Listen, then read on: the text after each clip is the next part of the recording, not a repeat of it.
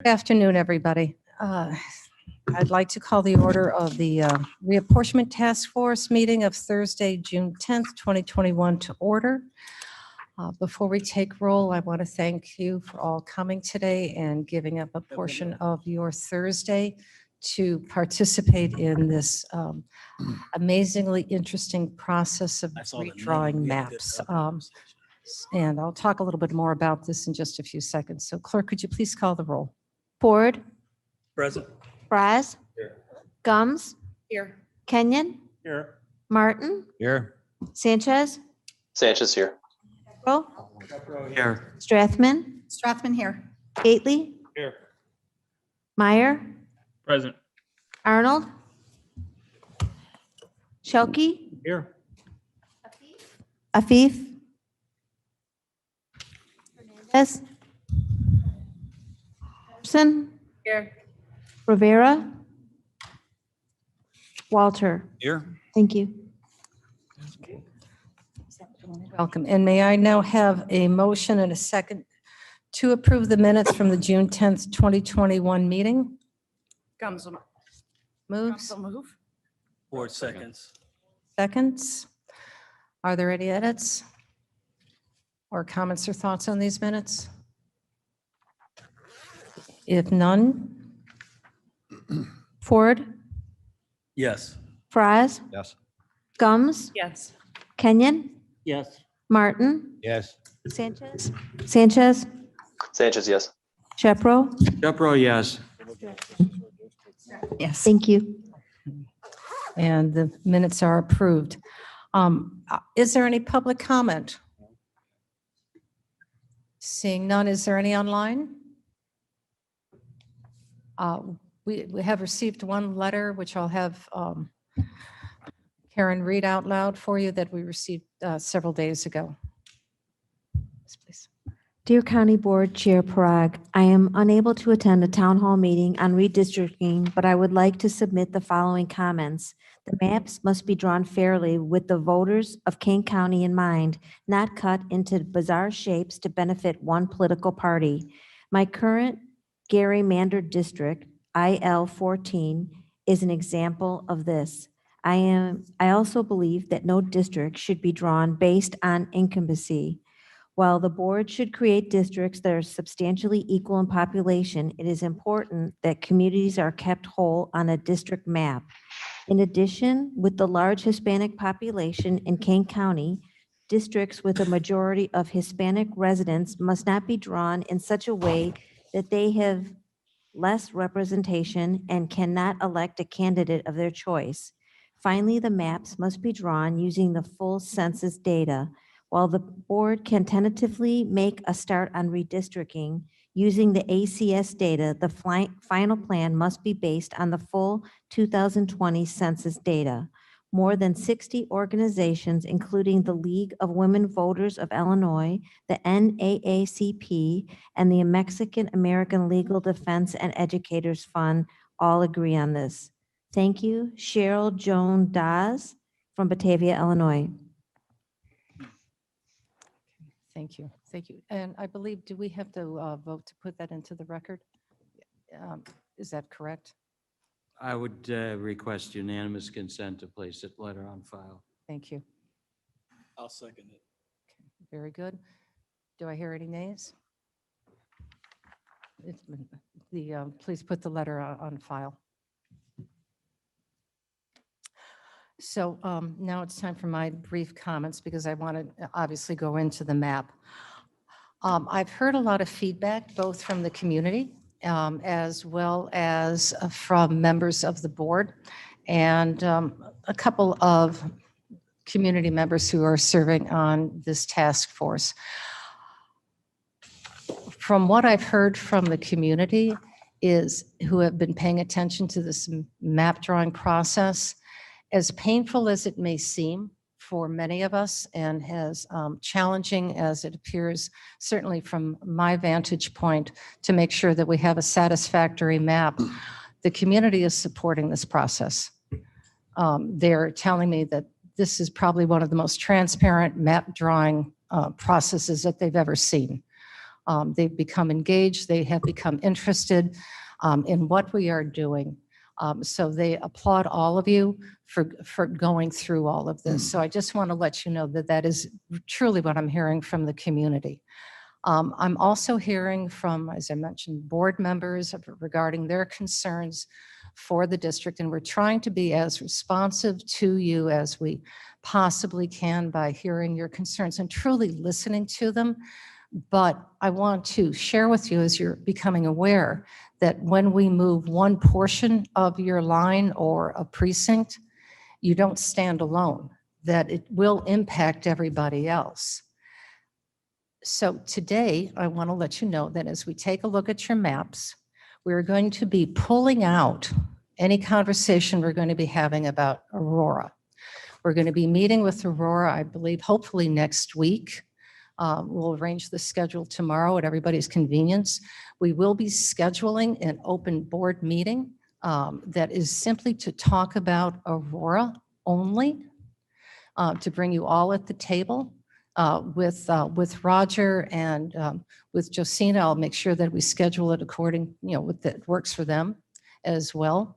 And you are welcome to come, but I would really like to focus on our Aurora members so that they can really take a look at this map and make adjustments appropriately.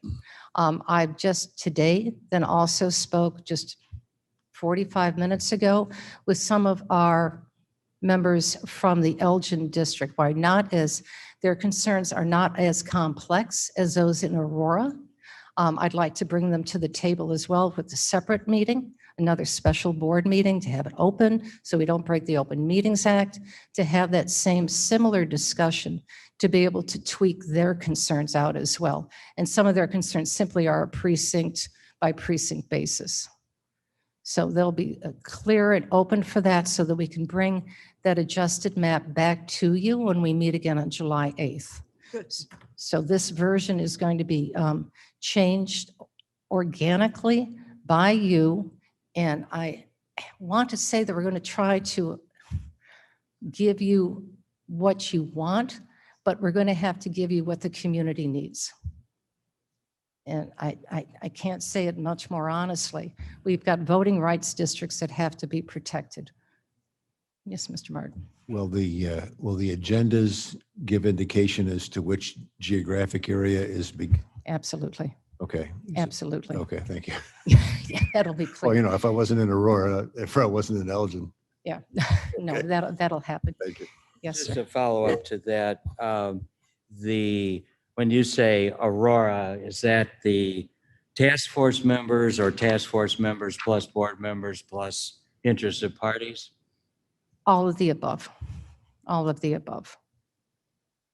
Again, this is happening now organically as best we possibly can manage it to make sure that we have adequate input from all concerned members. But it seems now that the representatives who from Aurora, board members who represent Aurora, have some concerns, as do some of our task force community members from the task May I force as note well. that Mr. Arnold has joined us? Welcome. Do you want to come to the table?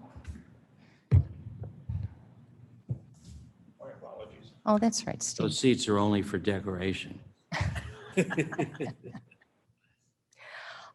One of the other reasons that we are moving forward with this at a pace, and this is for our board members and for our community members who are listening, the board is going to be moving forward with many decisions that they're going to have to be making over the next few months. One of that is the budget, which is always an interesting conversation that's going to happen. We want to make sure that we do that, and there'll be different considerations happening with the budget, so our focus needs to be on that. The other is that we have a significant amount of money from the American Relief Plan, And we have to make sure that we have adequate time to thoughtfully discuss that and see how we're going to be helping our communities with this additional funds. So those are two big inputs that we need to have and what that spinoff is going to be like. So I want to make sure that once again, we have a agreed upon draft map on July 8th so it can be presented to the board on July 13th. Not for their approval, not for your approval, but simply for consensus that we're agreed upon that this is an adequate draft. We'll put it on hold then, and as one community member said to me several days ago, it's like a dress. You can try it on for a few months, and if you don't like it, you can return it. Well, that's an adequate metaphor for that. See how it feels for you. And then when we get on August 16th or thereabouts, we get the census data, and we're able to review it, then we can adjust it again accordingly, and we'll call everybody back in to see how it looks, because there may be some additional adjustments or not. We'll have to see what the census data looks like.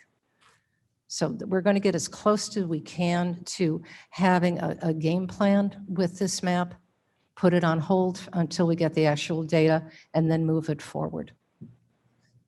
Yes, sir.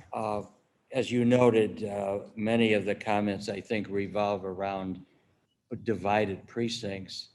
And so I'm wondering what you envision as far as integrating the precinct division into this timeline. Well, that's another, thank you for bringing that up. I have been asked, there have been comments, oh, why can't we wait? And you have until December to do the final map. Raymond is sitting in the back, and having the opportunity for our clerk's office to have to wait until December to get the final draw is going to impact their work, because we have to have the precincts in line. And Raymond, can you come up for just a second since you're here? I don't mean to put you on the spot, but can you talk to us, just review what the process from your office would be as far as the precinct drawing and getting out all of the information to our voters of what precincts they're in? Well, yeah, we need time because this is not the only thing that we're going to be working on. We have to work on legislative lines, congressional. So we need, if we could have everything by October, it would be good, because we still you have to have petitions ready for January. So it won't give you enough time if you do it December 31st. Yeah. So. Yeah, that's what I thought. All right. That's what I thought. So we're, as a courtesy to the clerk's office, we have to make sure that as best we can, that we are completed with our maps so we can really take a look at the precincts, because he's right. There are other maps that are going to be part of this process as well. And we want to make sure that our voters are given ample opportunity to receive their voter notification card in case their precincts have changed and/or their district. So That all makes sense? what's our date, our best date? Well, we're looking at hopefully getting it done sometime in September. Okay. Depending upon the census data, of course. Sure. So does that all make sense to everybody, what we're doing? Yes. If possible, I would find it useful if we could get a list of the precincts that are divided under the current draft map, Okay. which I think shouldn't be too hard. There are, what, 291 precincts. total. So we can do that, but I want to get at least the final lines done before we start doing that, because there's still going to be some adjustments. So I don't want to put that effort into that work until we agree upon the lines, at least holistically agreed upon the lines. Madam Chair, Yes, Mr. Board. Ford. is it that we need, that the precincts may have to be redrawn at some point? They will be, yes. Okay, so I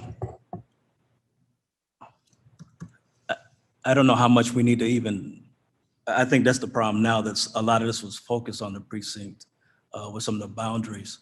So I think the information would be helpful, but yet at the same time, if they got to be redrawn, then that helps us clarify the boundary lines that carry some of the concerns. So my thing is that I think it's going to be real important on the procedures that we use when we take a look at the different areas. Like right now, if we talk about Aurora, what happened with this previous, when we was able to give some input, didn't seem to be enough time for us to receive the input that we gave to take a look at that. But now it sounds like we will be, but I hope that procedure continues when we take a look at it. So if we give input, whatever our ideas are, that we get a chance to see how our ideas actually work on the map with the percentages and also with the numbers of the different ethnic populations within the districts. And that, Roger, you're able to pull that up. Can you answer that question? Which question are we talking about So exactly? Mr. Ford was saying that what he would like to have, and this would be for everybody, is that if a map is redrawn for a particular district, they want to see what the rationale, how that is impacting their entire district. So if they move a precinct, aligned with a precinct, Sure. how that is adjusted.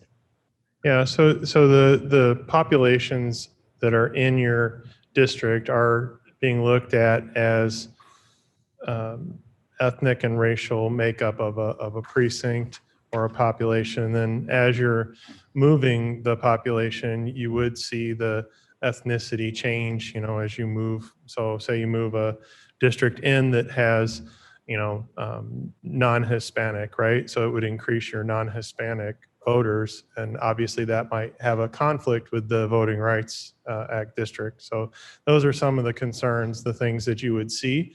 I think that's what we want to show you in these meetings, is how moving a simple precinct or half of a precinct, couple streets, moving them over changes what your percentages look like in the race and ethnicity. And some of the things that were requested, we've been working with Josina on. I know they're not all incorporated in those maps. There's a variety of discussions that are happening about those changes based on what the Voting Rights Act and the percentages say. So it's not like one move, an add and a subtraction make it work. One particular move may cause a domino effect that you have to move lots of things to make that work, that becomes impractical. And then there's places where you're up against the county boundary. So you're up against DuPage County. There's no place for you to go east to pick up more population. So moving north, south, or west requires somebody else to pick up another precinct that maybe is not, traditionally in their area. So you're kind of pushing things around inside of a box. So as you push one way, you have to kind of give in another area. Right. Then those populations all have to come back to keeping and not diminishing the Voting Rights Act district. Right. And I clearly that's the understand. challenge. Right. And I clearly understand that. My thing was that once we give input, is actually see what our input results are so that we Yeah. know how that So- impacts. We have responses from Josina. Josina's online in the Zoom session, but she has gone through all of those, and we do have her initial responses. We're still working through some of that. There were some changes even, Mr. Ford, as of yesterday afternoon, we were trying to work on your District 6, and we're still looking at things and trying to figure out what you can do to accommodate certain requests. Some things there's just these really hard recommendations that we don't necessarily have an answer for quite yet. So I think that's the importance of having that session. And if we have the maps, the district boundary lines, the precinct data, and you'll be able to visualize or see something move and what that causes. I think sometimes having it, visual, you see the end product in one of these maps, but you didn't see, how it came to be that way. And if that's the kind of interaction that you're looking for, hopefully we can do that at this meeting. Okay. Okay. Yes, sir. The reason why I thought that it would be useful to have the existing precincts is that they are basically the smallest unit for which we now have at least ACS estimated data in the table that Roger gave us earlier. And Yes, so even if a precinct is split, yes. it's like having the little building Oh. blocks to move the puzzle around and We- see how that affects. Yeah, we had discussed yesterday, and we can talk about it again with Josina, is if we ran a precinct, we would run a report of districts, and then we could tell you what precincts are in the district, and then we would tell you we would look at what the projected population of that portion of the precinct is in the district. It's a lot of data to get, because some of the precincts are split. So like you said, there's 91. 91.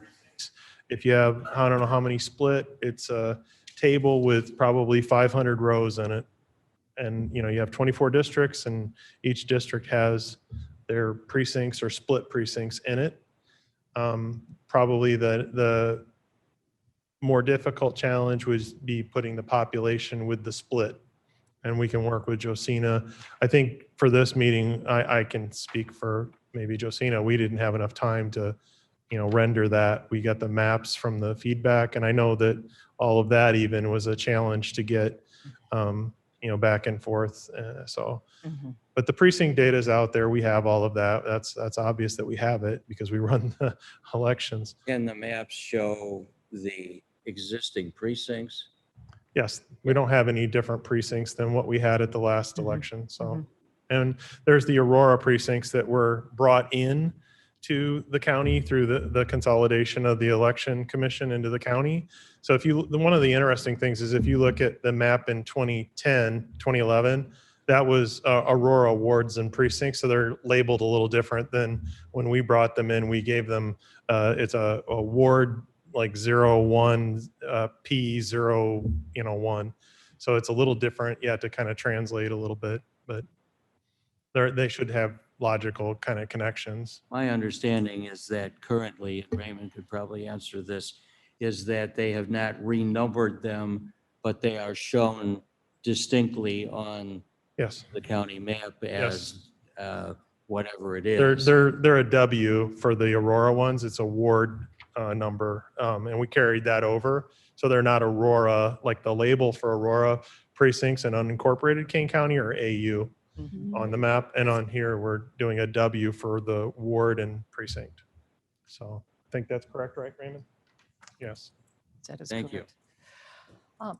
The other thing before we bring Josina up to talk about the maps is that we've shared this with you before, and I know it's kind of hard, and it sounds like I'm joking, but Kane County has grown by approximately 15,000 people.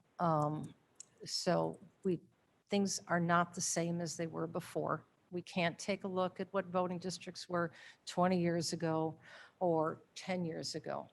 Things have shifted, and because of that growth, the maps have shifted. There's also been population density growth. So not only growth overall population, but there's also through certain areas, there's been density growth within that. And we have to break up that density. So you may have had one precinct that previously hypothetically had 2,000 people in it, and now there may be 5,000 people in it. So we'll have to shift that as well. So this whole thing is a real dance, as we say, because if you do move one thing and you have to make sure that our districts are somewhat equally represented, everything else shifts. So I want to ask all of you, and I know you had, some of you have had these districts for a very long time, or they have been drawn as historic districts, but to look at it with clean, fresh eyes, and I know all of it is hard, it's challenging, it's new, but the county has shifted in the last 10 years, and it will shift again in another 10 years. And, my joke is, how do we stop it or how do we adjust it? Put up a "you're not welcome" sign, and no one can have any more children. You know? So, and that is something we don't want at all. We welcome Doesn't people. work anyway, because then people couldn't die either. And that'd be okay, People would be really dying to get in here then. Yes, Yeah, we're one of 5 counties in the state that actually grew. I know. To give you an idea. Copy, please. So it's a wonderful thing. I mean, this is a wonderful opportunity. Madam Chair, if I could show them one thing that they could be looking at. Blair, could you go to the county's main website? Just go to the county's main webpage on a browser. I just want to show you something in case you haven't looked at it. If you're on the county's main website, you can pick any browser and just go to countyofkane.org. I'll just show you what we have out there for you to look at if you're, and I think this is for anybody looking at the paper map and trying to look at the streets. Go to the bottom link, which is GIS Interactive. And what you'll see is the rendering of that's 2020, and there's V1 on the left-hand side. Blair, if you click on that where it says in the gray. Yeah. No, over to the left a little bit. There you go. And if you scroll down, you'll see there's V1, V2, and V3, which were from last June 10th meeting. There's V2.3, which is the map that we did for tonight. And then there's the 2010 map and the 2000 map. So if you go to the 23 map, Blair, and click on it, you'll see it render basically the map that was printed and handed out. And Blair, if you go up to the plus sign, yeah, you can zoom in or scroll in, and it'll go down and keep rendering deeper and deeper until you get down to the streets. And then the red lines on there are precinct lines. So if you pull out, you'll see the precinct numbers show up and population data. Oh, it's on there. They're on there. Yeah, we don't have the splits though of a lot of it tells you the precincts population, not necessarily the split between two districts on a precinct. It does not show the demographics, does it? No, we don't have the demographics plugged in, but that's something we could talk about. I think that would be reconciling, the data that Josina is using for demographics versus what we would have. But that's the map. And then one of the neat things, Blair, if you take that and zoom into the southeast, down farther, get to where you're at 6. Go to my house. No, right there. Just stop right there. That's good. Okay, and then go over and change to the map for 2010. And it just keeps the same footprint and shows you the lines from 2010. And then you can go up to 23 and you can switch back and you can see, if you're looking and you're trying to figure out the rendering of the map or the small map, this shows you in greater detail. I'm just saying if you haven't navigated to that yet, you might want to look at that before next week. Good. And it does the same thing for 2000? Yes, it'll go back to 2000 and show you. Go ahead and click on 2000, Blair. That's 2000. Now that would be when we had 26 board members. So it's a lot different. Mm-hmm. You can also go to Cunningham's website, and their map are very good with the individual precincts. Those are the same maps. Yeah. Yeah, they're the same data, same map system. So, yes. But, okay. Okay, thank you. Thank you for showing us that. Yep. All right, if there's no other questions, yes. I think I heard Mr. Copey trying to ask a question. Oh, thank you. Mr. Copey?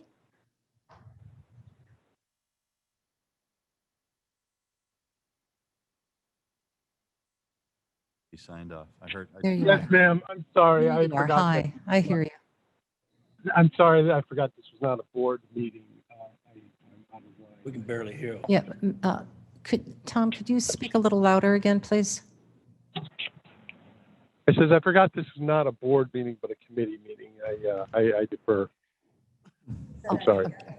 Oh, okay, that's fine. Do you have any comments regarding the map, or do you want to wait until we actually do the No, map no. presentation?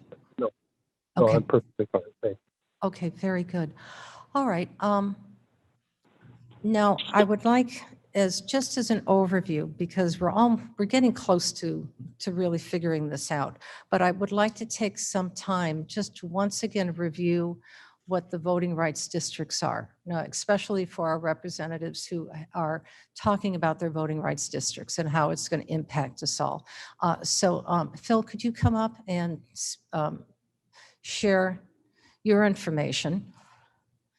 And then if you can also talk a little bit about what may happen if, because there has been conversation about potential lawsuits. What does that look like for a lawsuit? Because I know MALDEF did not address any of that during 2010, but there's been threats all around. We even heard it today with the letter about all the organizations that are raising their hands and concerned about voting rights districts. Yeah.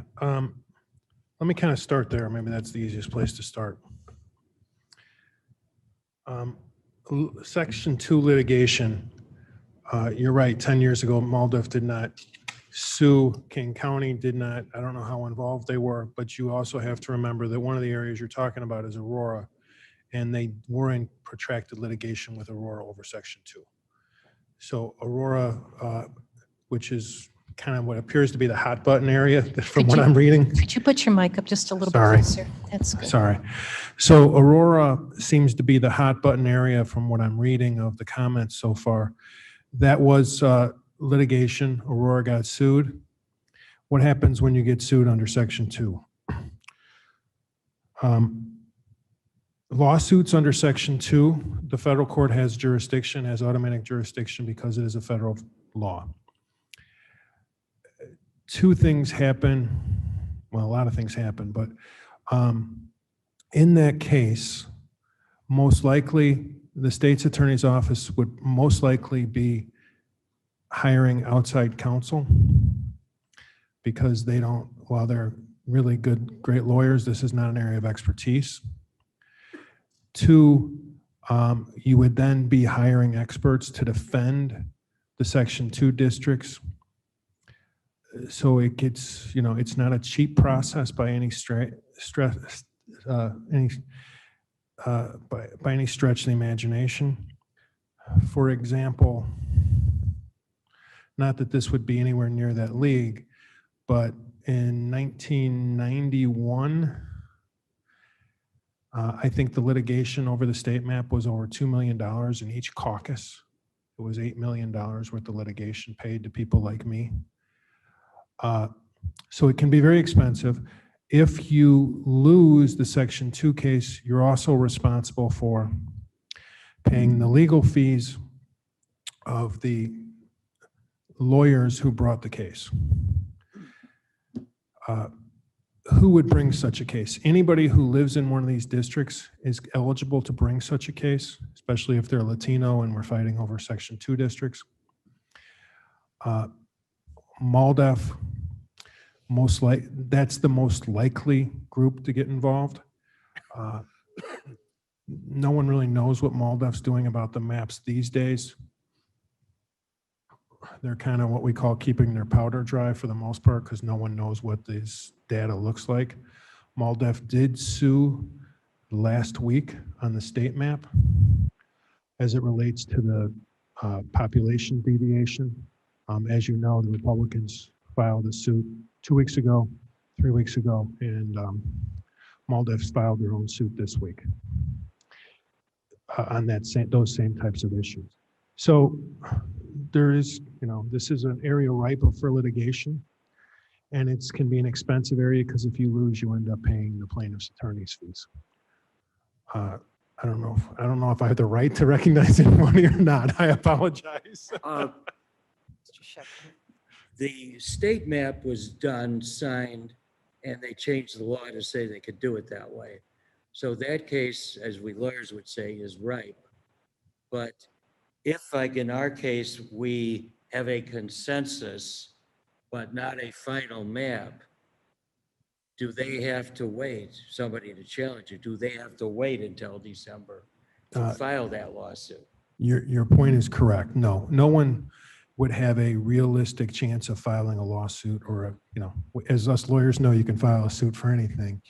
But realistically, a case would not be ripe until the county board actually voted on a map.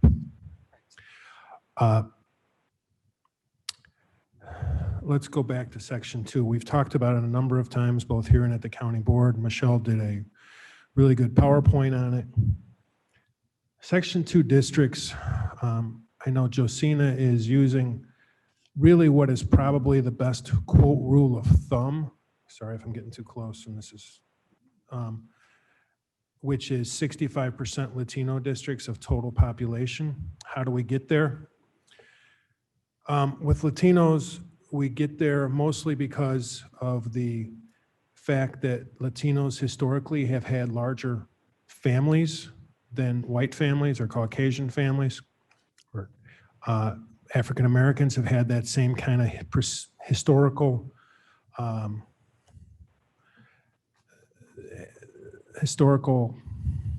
type families as well. So in order to get an opportunity to elect a Latino or an African American, you have to put more than 50% in a district historically to elect a Latino or an African American. Where does that 65% come from? With African Americans, it's usually 55% because of the size of family. So courts have kind of used a rule of thumb. It's not automatic, but it is kind of a rule of thumb that people use when they draw. That's what Josina's been using, that you need to draw both African American and Latino districts 5% heavier as far as percentage population to make up for the fact that those two segments of society have larger families historically. As far as it relates to Latino population, you have the other problem of citizenship. As you know, non-citizens can't vote. A fair amount of the Latino population is made up of non-citizens. It's just a historical fact I don't think anybody can deny. And with that, the courts have kind of added another 10% buffer so that historically a 65%, somewhere in the 65% range of total population is necessary to account for those two kinds of losses. Normally, when we're drawing maps, we have at least voting age population. Don't have voting age population yet because that only comes out with the actual census. Not to mention the fact we don't know how accurate the ACS is. The citizenship voting age population, I wish I could tell you when it was coming out. We don't know. Historically, it comes out in around 1st of September. Everything's pushed back this year. I have not heard when we're going to see CVAP, what we call CVAP numbers, which is citizens voting age population. Obviously, if, it's not obvious, but if the white population votes 100% against Latino population, and you have a district that has less than 50% CVAP, you have the whites can outvote the Latinos or African Americans at 50% VAP, and make sure that the Latino candidate of choice cannot be elected. What does that depend on? Sorry. The test is, and how do you determine that, I guess? So I know one of the things Josina is trying to do is keep these districts at 65% total population. And that is a laudable goal and honestly one that would probably protect you from Section 2 litigation. And I know that's Josina's goal when she's drawing these, and we've talked about some of those numbers. Excuse me.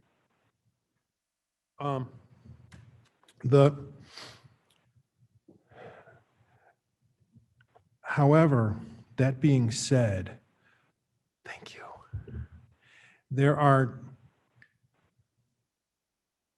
not everywhere and not always do that fifth, let's say that example of a 49% Latino district and it has 51% whites, and I'm just taking out, for simple math, I'm taking out African Americans. Not everywhere does that 51% white population automatically vote against Latinos, right? Historically in our country, I don't think it's any doubt that especially in certain areas, if you were an African American and were in a district, let's say in the South, unless you had well over 50% voting age population, you had no chance of winning an election. That's just a historic fact, unfortunate as it is. That has also been seen historically for Latinos, that because of what we call racially polarized voting, that often, unless there is a majority voting age population or citizen voting age population of a minority, that they cannot elect, they have no chance of electing a candidate of their choice. That's just the historics. That's the historical basis of these numbers. Now, there's a few things we can't tell. And you've kind of heard me, I think, talk about 65% Latino as a rule of thumb. It's not an absolute, okay? Josina is giving you what is probably the most conservative, or as conservative, to make sure we avoid litigation to the extent we can. That's what Josina was doing, and I think she was doing it the proper way, especially given what we really don't know, which even though these numbers might say a 63% or 65% Latino or 22% African American district or whatever it may be, we don't really know if that's true or not. You've heard Michelle talk about the problems with the ACS. We don't know for sure. We don't know. You've heard me talk mostly about population deviation and how the population deviation is not, my guess is that of Josina's districts, as much as she's tried to draw them very tight, and she hasn't tried to draw them to zero because of this, most likely you're going to have at least a couple districts that do not comply with the one person, one vote as they're drawn right now. Nothing she can do about it. There's no way to solve that problem today. But on August 16th, when they let the data out, a week later, we'll have the data converted into something we can use. We'll be able to tell you. That's also the same problem with Latino and African American populations. We're assuming that those neighborhoods, or that the ACS has the correct numbers. A couple things you got to remember about the ACS. It's a midpoint of 5 years. So really what you're most likely seeing on the ACS numbers is what the estimated population was in about 2017, 2018, because they're averaging those 5 years. So really those numbers are in essence close to 2.5, 3 years old by the time the census came out, let alone what they are today. But April 2020 is your main date. So we don't know. We don't know if that 65% or 63% Latino district is actually 65 or 63. We don't know if it could be 55, it could be 75. Because it doesn't take into effect, oh shoot, I'm making a mess here. Thank you for the effort, though. It doesn't take into account changes in population. It doesn't take account changes in the neighborhood, which you guys have a better handle of than we do. And it doesn't take account gentrification that may or may not be occurring, or the fact that, as we've seen, certain Latino districts move, certain African American districts move, certain white districts move. They spread out, they get smaller, whatever it may be. Thank you so much. That's it. So we are kind of guessing. Josina is guessing with some pretty good numbers. I mean, it's pretty good. It's just not perfect. So what you don't know is actually, are these districts 65%, 63, 60, 59? We just don't know. We'll have a heck of a lot better idea, let's say August 25th. What also we don't know at this point is, and given the information you're going to get from the census, you may or may not ever know, is there racially polarized voting in these areas? If there is not racially polarized voting, you don't need to get to these numbers of 65%.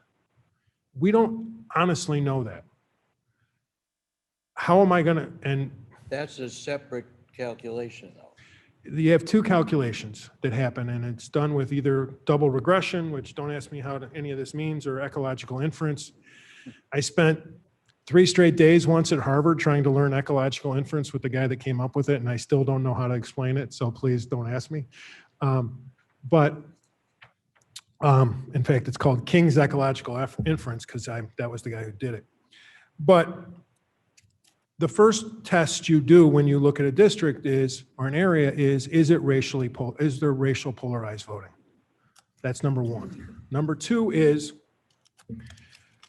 once you do that, how racially polarized is it? Because no matter what the district is, never, I shouldn't say never, but maybe in the Deep South at one point, let's hope it doesn't occur here today, but never does every white person decide, I'm never voting for a Latino person in a particular district, or African American, or the other way around, right? It's just, hopefully we're past that point to a large extent. We know racism still occurs. We know it still exists, unfortunately, but we don't know to what extent. Is it 80% of the whites that are voting for a white won't vote for a Latino? Is it 60? Is it 50?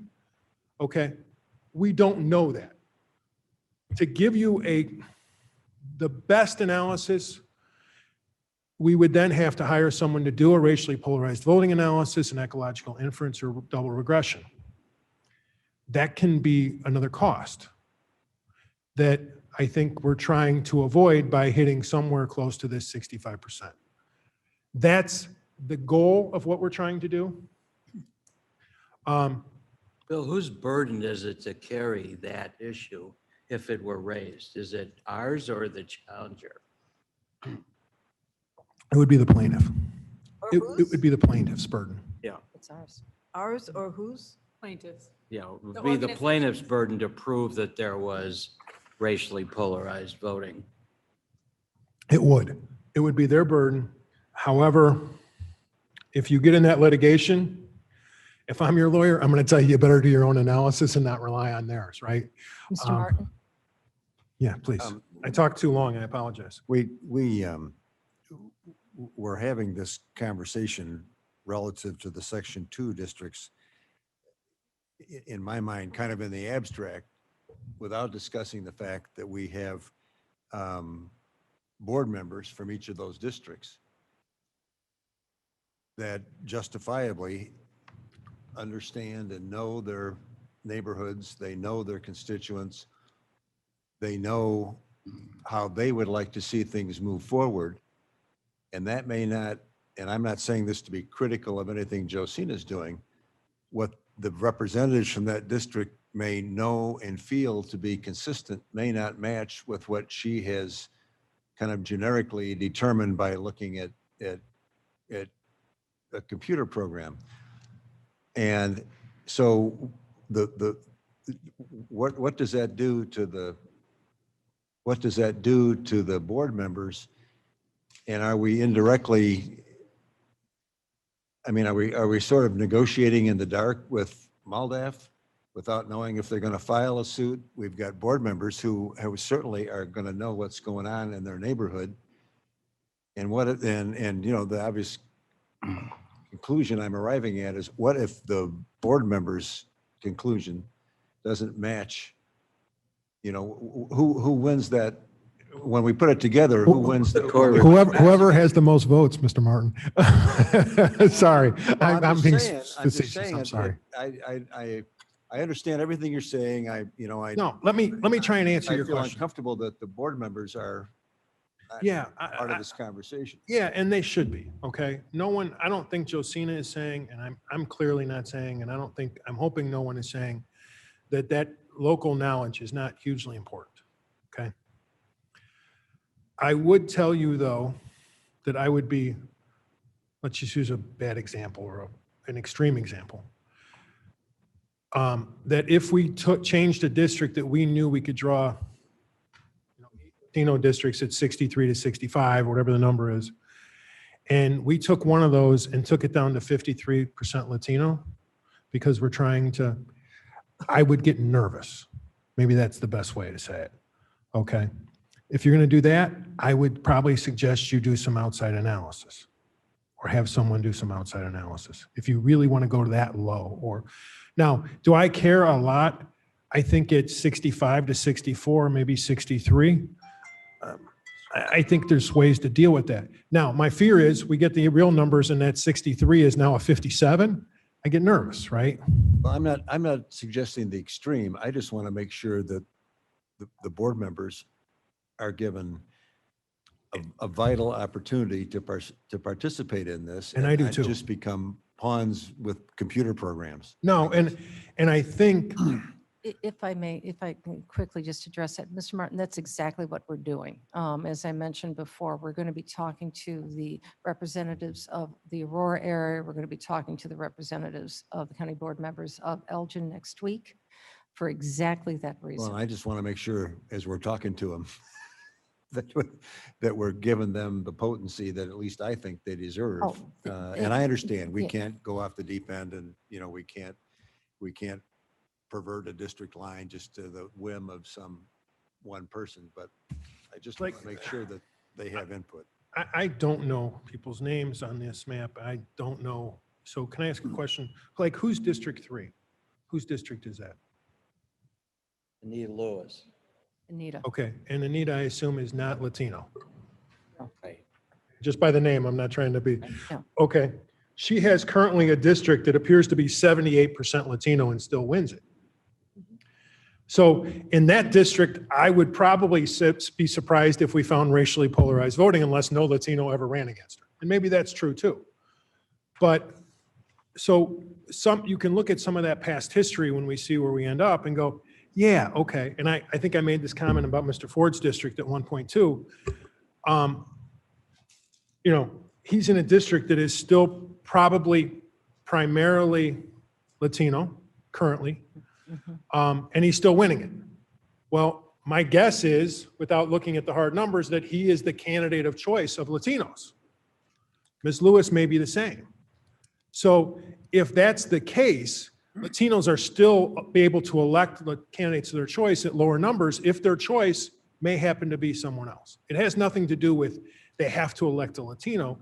It's really, can they elect a Latino in their area if that's their choice? Because we've all seen, here, not to be, there are Caucasian people I would vote for and against. I don't care who, I don't care who they're running against because I don't believe in them. I think that happens, and we can't take that personal choice out of there. Ms. Pedersen has a question first. Well, my question was, or I think there has to be an understanding that the reason that you guys are at 65% is because you feel confident that somewhere at least above 60%, we're going to avoid litigation, that it's very likely we can avoid it. So in each of these districts where we can, having to split up these very segregated communities, because we just have to be honest here, our minority populations all live right near one another. We don't have the benefit, and that's a problem with the state of Illinois. That's a problem with Chicagoland. We are the most segregated metropolis in the country, meaning by race where we live. So our minority populations all tend to live around one another. So we have to kind of have a consensus here that we want to avoid litigation because we just can't afford it.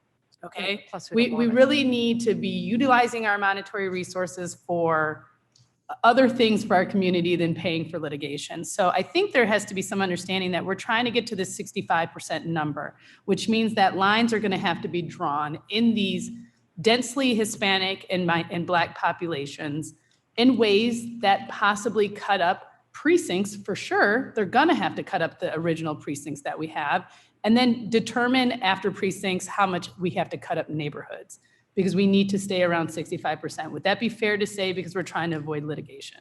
Because in your experience, through the case law, that's a number where you don't see a lot of litigation. Correct.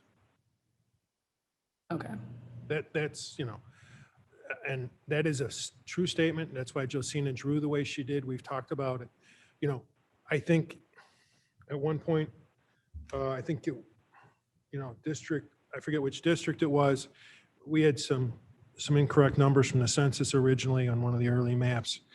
And, we have said, hey, if we lose a point or two, it's not the end of the world. But if you lose a ton, I get concerned. And, you know, we're going to look at all these numbers and you're going to run this exact same chart on, let's say, August 25th, and we're going to see how real these numbers are. And we may be making different suggestions to tweak at that point, not just based on total population, but based on African-American or Latino population numbers when we actually see real numbers.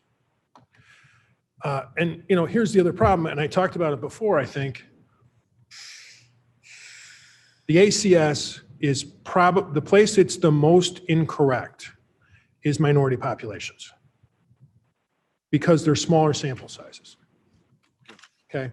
Then you have the issue of Latinos that relates to citizenship, and people don't want to vote, don't want to put on the ACS form, my family's not a citizen, or, you know, we got 10 members and only 7 of them are citizens. They will leave them off before they put that on there. So there are concerns about that, especially as it relates to minority populations. These numbers may be really low, they may be high in some areas, we just don't know. But we will know. We will know on about August 25th, I'll be able to, Josina will run these numbers and she will be able to tell you that these are the numbers that every test would be based upon. It And may not be actually accurate. We know the census isn't 100% accurate, but that is the best available data, and that's what the court said. and we still will be maintaining that 63 to 65% minority district through that. Mr. Shepard, and then I think I'd like to bring Josina up now so that she can start addressing and show how these maps were amended based on the feedback that we received. I guess this is just a follow-up to what Ms. Patterson just said. Back when I was in high school and I became fascinated and learned for the first time about the way Chicago neighborhoods were polarized. You know, this side of the street was 100% white, the other side was 100% black and African-American. Then we said black, sorry. And then you found a few areas where it was mixed. And that turned out to be either Hyde Park, which was unusual, or areas that were being blockbusted. And the snapshot was right in the middle of that. And I think to the point that was made about the Hispanic population is, I think, grown faster in Kane County than anywhere. That would seem to increase the likelihood that was Phil said, a midpoint of 5 years, when change occurs on the edges, that's generally where it occurs. And I don't think there's anything we can do about it, but what we're doing now is have to be aware that there could be some more than that legal term tweak when we see those numbers. All right, thank you for that. Great comments from everybody, good questions. So Josina, are you ready? And Roger, Yes, are we Madam ready? Chair. Everybody can see it. Okay, Josina, please. Thank you. Thank you, Madam Chair, and thanks everybody for making time today. I appreciate the amount of detail and thought of the feedback that we received both from board members as well as the public. I hope people understand I took it all in as thoroughly as possible. I think that this has been one of the most robust processes that I've been through, both in terms of board member engagement, but also from the public. The number of people that you've had participate in the hearings and provide feedback is really great and made this a more dynamic process. Taking a step back, I think as Madam Chair said earlier, when you look at the map and the amount of growth that the county has been through, which I think is something that you guys can be proud of as one of the few counties in Illinois that has had population growth. This is why redistricting happens every 10 years, right? It's because there is change in population, and then that inevitably requires change in districts. And I know that it is hard as elected officials who have worked in these respective communities and districts for the last 10 years, if not longer, some of you, that we will do the best that we can to amend, particularly in Aurora and the voting rights districts through the next process to maintain historic neighborhoods and communities. But I think to the point made earlier, because you do have segregation and you have communities that some are 80, 90% Latino, that in order to draw a district that is 65% Latino, it does require oftentimes splitting neighborhoods, and we will try to do that as little as possible. I think to the context around the data that's been discussed, I feel like it is my job to err as much on the side of caution to prevent litigation in this process, to ensure that we are doing everything possible to ensure that we are doing the best that we can to meet the Federal Voting Rights Act so that the county doesn't get sued. And we are working with an imperfect data set.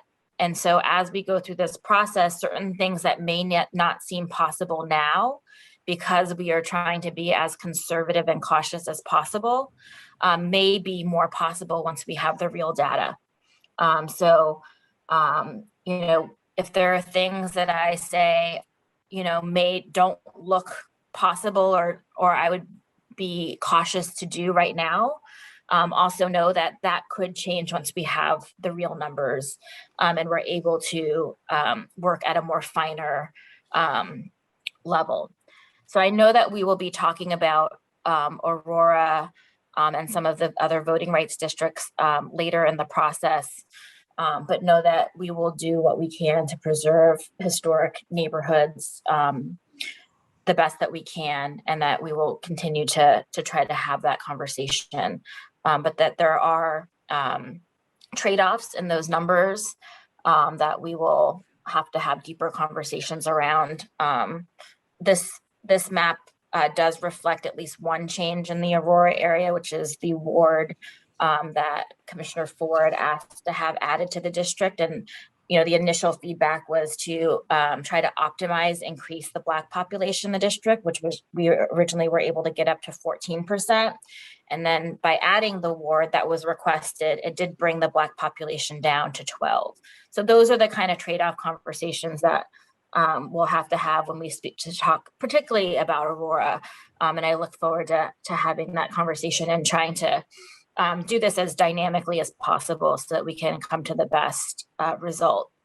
I know today we're focusing primarily outside of Aurora and outside of the voting rights district, so I can go through the amendments that were made based off of both board member and community feedback that I received as of Monday night in particular. I know we've received some additional feedback since, and those will be addressed and integrated in the next round of maps. So going through some of the specific requests outside of, again, Aurora and the voting rights districts. So District 10, all of the requests were made to add 13, 14, and 3. And some of the precincts that were concerns were not in the district and were not added to the district. District 11, all of those requests for 16 and 17. And then the removal of 13, 14, and 3, kind of inverse with 10, were made. District 15, the request to keep all of Campton Hills Township together in a district. We did, because it is a very populous area, we weren't able to keep the entire township together. This version has all but precinct 7 and this small bit that was requested for the Elburn district together in a single district. District 16 and District 20, those requests, and we can talk about these further when we talk more specifically about the voting rights districts, we're not able, District 17 and 20 that are currently drawn as voting rights districts are right at the 63% threshold, which, to kind of Phil's point, makes all of us a little bit nervous, especially until we have the final census data. So to add entire precincts to any of these districts drop the percentage Latino down even further. And it's just something that I would not recommend doing at this point. We can keep these requests as pending when we get the final data and see what's possible. District 18 was redrawn, so all of Elburn is kept together in a single district. And that was the list of specific requests that were received by Monday evening. And so this is the product of those amendments. So happy to take any additional questions.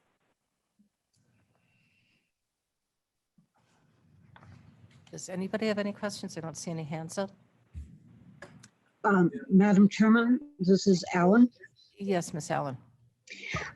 Josina, I have District 17, and in the 20 years that I've represented it, it's always been heavily Hispanic, and I get to go meet my Hispanic neighbors.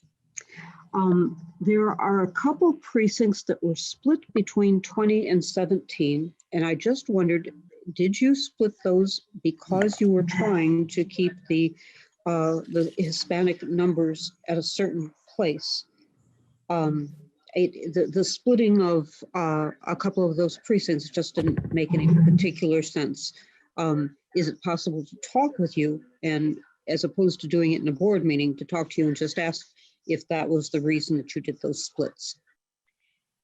So the short answer is, yeah, that there were precincts that were more heavily Latino in terms of density and others that were less. And if the entire precinct that was more heavily Latino would imbalance the district, so that, right now they're both right at about 63%, and it would have thrown one above six, higher and one lower. And we just couldn't, I think for the purposes right now of trying to be as cautious as we can about the Voting Rights Act, without the final census numbers, couldn't in good conscience go below 63%.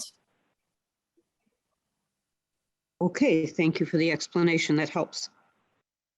Madam Chair. Oh, yes. Josina, I can't tell on the new map, but on the old map, it looks like in Elburn, the bump up to the north doesn't include all of the village limits, because we just annexed that land to the north here recently. We're expecting about 148 units there, and I would rather have that, if possible, in one district, so I don't have two board members dealing with the community. But that annex may not have been reflected in the files that I have. If you have specific street boundaries that you could provide, that would be helpful. Yeah, we just signed the plat Monday, so you Got may not it. see it for a while, but I can get that to you. Thank you. That's hot off the press. It's very hot off the press. 148. But it's vacant now. It's being worked on right now. Okay. They're underground. I mean, as of the census date, it wouldn't there affect wouldn't be the anything for the population. census. Is that by Walgreens? Is that the? North of Walgreens, Mhm. Okay. Yeah, that was cornfield. Yes. Just up to a couple weeks ago. We'll have models probably by October. So. Okay. Okay. Congratulations. Single family. Yeah. Thank you. Oh, sure. Thank you, Jeff. Mayor Shelkey, I thought had a question. Mr. Shelkey, yes. Yeah, I just wanted to, number one, I want to compliment the process here. I really admire what has been done by your staff in trying to figure this out and bring all the equalities of all the groups involved here. It's been a monumental task. Somebody's done a lot of math figuring here, and I'm not hearing a lot of people having problems with this, but I do want to bring up one minor thing that, because I'm the mayor of Batavia, I guess I'm curious about this. We have this in District 10, which is represented by Mr. Brown. We've got this one little sliver that comes off of the, I'll call it the west side of District 18, and takes in, I think, Mr. Brown's backyard and everything else. He's living on an island down there almost, it looks like. And I was wondering if we could straighten that out a little bit, only from the perspective that in District 18 in Batavia, I will tell you, we've got some stuff that's being built and is now being occupied. So the population number is going to change here pretty significantly, I think, in the near term. We're going to have the landings, which has just been built out there on Fabian Parkway, right behind the Walmart store. And we have Unit 5 of Tanglewood subdivision. So that's going to shift and bring some population. And then we've got this other situation over on the east side where we have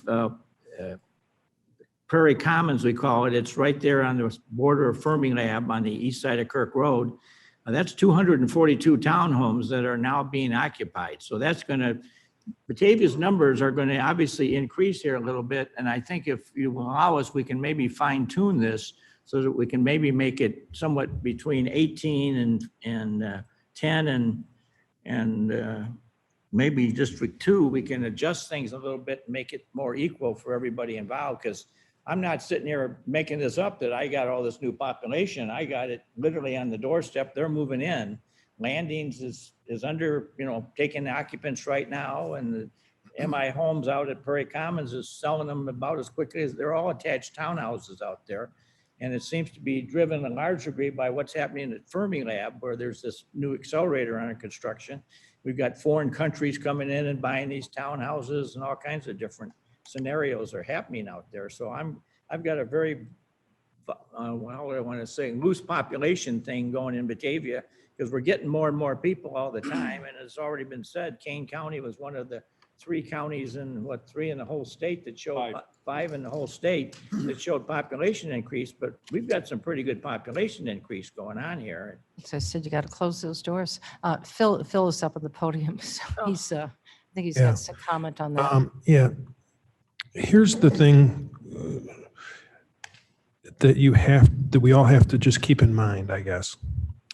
The date a court will look at this map is April 1st, 2020. So whatever people were in an area on April 1st, 2020, that's going to be the significant date from a legal perspective. Now, my guess is that you're also talking about areas that not a lot of people are, that on April 1st, 2020, not a lot of people lived in. So depending on the size of those blocks, as the census drew them, you may be able to move some of those, and that's stuff Josina can, but what I wouldn't suggest is that you put, I don't know what districts we're talking about, but like District 10, let's say District 10 is going to grow. I wouldn't put it at 20,000 knowing it's going to grow to 22. Does that make sense? But to the extent you can put areas that are now going to be in Batavia or with the rest of Batavia and not change a lot of population, I think Josina would take those and try and run with them. If you drew a district with 20 saying we're going to grow into it instead of 22, you're going to have a problem.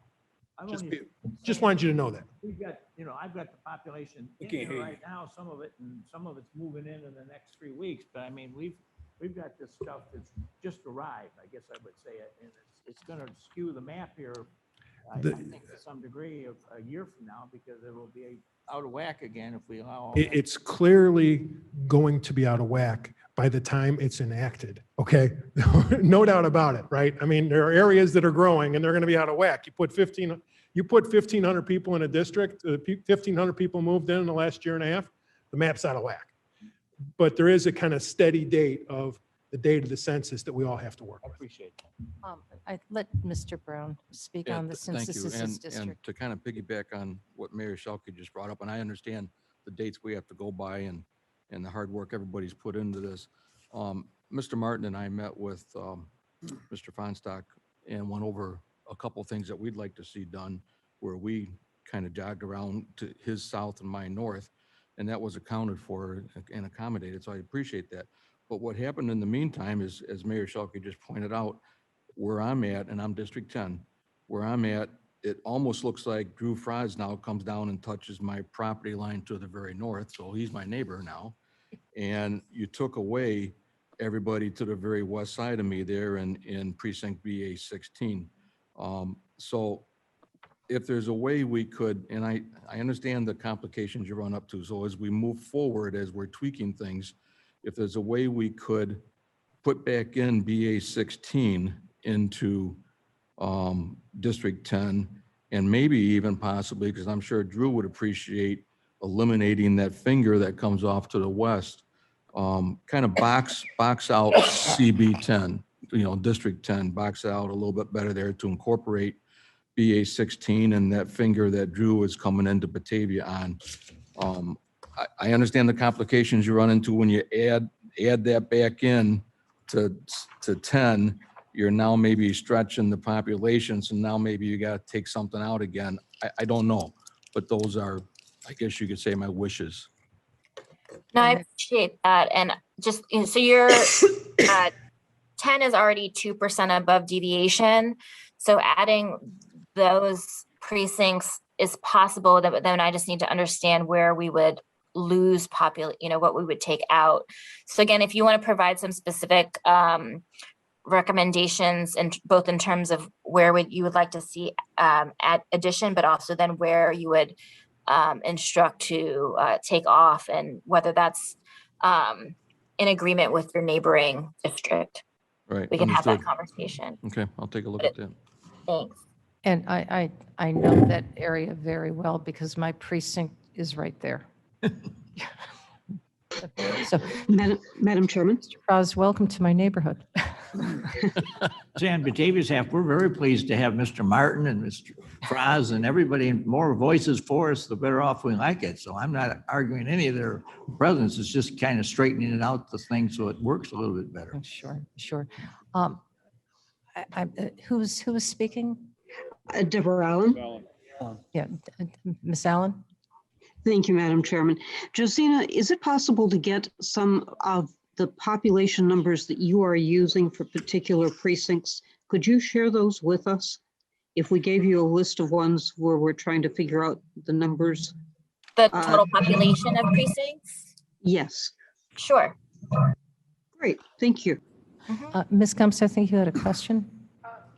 Actually was answered. I was just going to comment on that. I think we talked last time about can't use numbers that we're predicting. We have to use numbers that we've already got. And I was just going to refer to that respectfully. I just don't want us to be in a trick bag because we're not doing what we're supposed to. Right. It's, I think the metaphor was that I was told it's a snowsuit theory.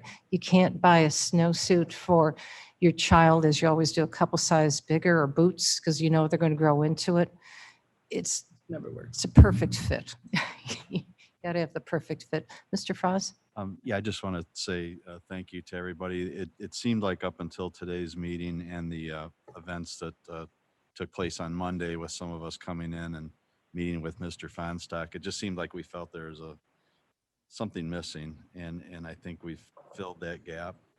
I can't speak for everybody, but I obviously I would like my district to stay the way it was, but I know it has to change, and I can certainly, I'm very happy with the changes that were made. Good. And so again, thanks to Mr. Fonstock, Madam Chairman, for making that step possible. And I also want to acknowledge Mr. Copey. He made a lot of phone calls last week, encouraging us to try and get together and do that. So I think it worked out very well, and in a very short time too, by the way. So to have this here on Thursday, when we just met on Monday morning, is a great job. So thanks to everybody. And we all have to acknowledge that it won't be perfectly what we want, and it will probably be tweaked to some extent as things grow forward. But it's a good foundation, I think. Thank you for that. On just anecdotally, I usually go to bed around 10:30-ish. So it's my kind of downtime. You read the paper, kind of relax, have my tea. And I get a phone call from Josina at 11:45, or a text. She's, "Are you awake? I know you're awake." So, so of course I answer the phone. "Let's talk maps." So we talked for about a half an hour until she knew I was completely incoherent and I couldn't really see what she was visualizing. She said, "Don't worry, I'll take care of it the next day. I'll show it to you." And sure enough, God bless her, the map was there at 7:30 in the morning. So she has done an extraordinary amount of work in trying to be as responsive to all of you as she possibly can. So Josina, thank you. Thank you very much for your efforts, and Phil, you as well. Mr. Kenyon. And before him. Yes, absolutely. I should be. I'm District 16. before and- beauty. Yeah, age before, beauty was a horse. My district is totally wrong. I've lived here my whole life. I know the people all around me. I lost 36, I lost 24, and I lost 21, and I gained St. Charles 12. It doesn't make any sense. I have a very diverse district. I don't have a concentration of anything, but the whole of South Elgin was in my district, and you know, people in the town seem to think alike, right, Mr. Ford? Towns and neighborhoods. Yep, they do. People from St. Charles think different than South Elgin. I'll make that St. statement. Charles 12, though, is in South Elgin. No, it isn't. Not in the town. Not in our town. Josina, Maybe it's not, it's separated. So Josina, that's totally wrong. My granddaughter will be back Wednesday to help her redraw this. So maybe she can get it right. Josina, can you please just talk a little bit about Mr. Kenyon's district, please? Even just District 16? That's number 15? 16. 16. Read, my apologies, 16. So the feedback that I got through the process that I received Monday evening was a request to add 2 specific precincts that are needed to draw District 17 to keep it above 63%. Again, these are very borderline districts as they are now, 17 and 20 at 63% Latino. And the precincts that were requested are very Latino areas that are needed for 17. If there are other changes that you'd like to see, I'm happy to have that conversation, but those particular requests that I received just would have dropped the Latino population in 17 closer to 60%, which again, at this point is just, I think would make Phil very nervous. So when, if I may, when the Elgin group is meeting, if you're available, perhaps you can come and you can Well, sit I'll at be the available. table. Wonderful. That's good. Be available. Bring your lawyer. Very good. I've been here a long time and I know how people are and how they think. Absolutely. I thought we were Absolutely. getting next week off. Just throwing that out there. Just throwing that out there. My question was really simple. Do I presume that we are focused on version 2 as the map we are working from? That is accurate. That is accurate. Version 2, I was going to say, how am I going to say this? Map 2, version 3. And I brought, just was my recommendation, one map because of getting everybody's input. I thought it's time now just to start really focusing on this map. And then we can adjust it accordingly. So I'm still I think hearing that's that good. the Elgin, South Elgin area now needs some looking at. And then obviously for Aurora, I think it's going to be more than a look at. I think it's going to be a conversation. Tell me about Madam Chair, Mr. Ford. I just want to clarify something. When and I understand what's being said here about what we need to accomplish as far as the section 2. I'm looking to actually do that. When I say we know our districts, we know the population makeup of our districts, and that's what we can help with a great deal. When I look at my district, there was a lot of areas that was not looked at as far as neighborhoods that could make a big difference in making sure that we match those numbers that we need. So that's what I mean when I say we know our districts. It has nothing to do with what we want or what's been there for a long period of time. It's just that we know where the people live at and what racial makeup are in those neighborhoods. Oh, and everyone is supporting exactly what you just said. And it is going to be balanced with your personal vantage point on that and respected, but also going back to the data numbers that we have. So there has to be that respect for both. And if your perspective matches up with the data numbers, that's a match in heaven. Because both are accurate. Yeah, and that's where I go back to what Board Member Martin was saying, is that it's pretty clear that the ACS numbers are not accurate, and that that's the reason why we feel that we can help out with reaching the goals that need to be met, because we clearly understand I mean, I know we're going to meet about Aurora later, but I can clearly point out to you some neighborhoods that have been overlooked, and no disrespect to the work that's been done. It's just that you just don't know. Well, but, and I'm hearing what you're saying, and I respect it, but we have to work on data. So it can't just be visual perspective. You have to base the visual perspective also equally on data.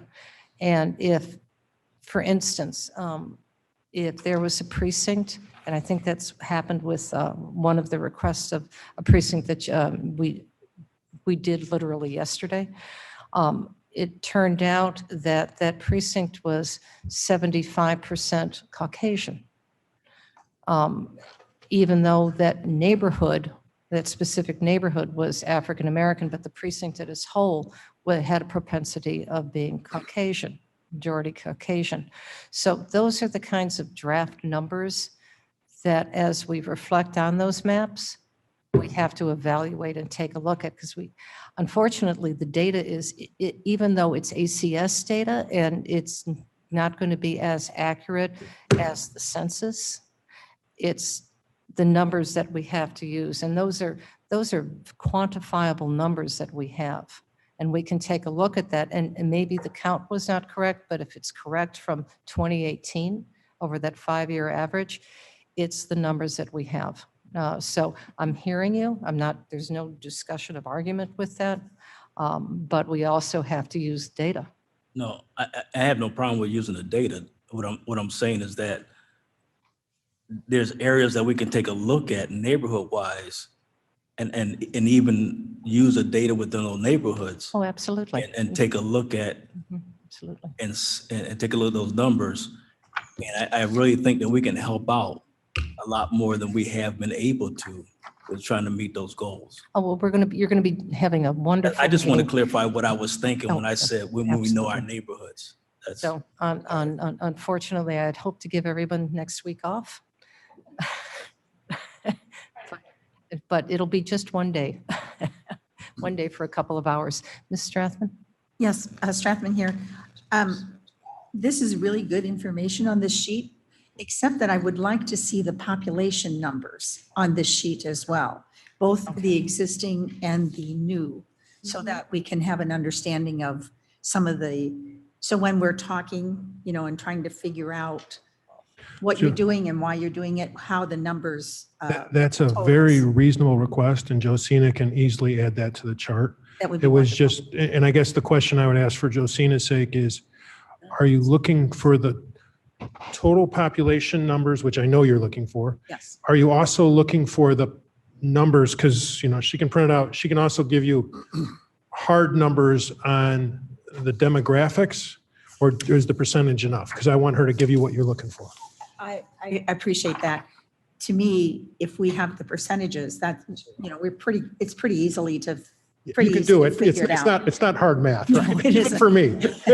And especially if she does give us the numbers for the different precincts. So, but have the total numbers would be very helpful. Josina, I think she's still on here, but I know Yep. Josina can do that really simply. No, she's still there. Thank you. So, yes, Mr. Martin? I don't want to waste everybody's time, but when I look at this map today and I look at the way districts 10 through 13 were done before, this is an immeasurable improvement over what we had. I'm not trying to be corny, but the district lines before looked like somebody had sat down after 3 Manhattans and tried to draw something. We had odd pieces of communities and this is good from our perspective. So I just want to compliment the people that put it together and Very figured it good. out and make it work. And it's an organic process. Yes, Ms. Winicki. Thank you, Wojnicki here.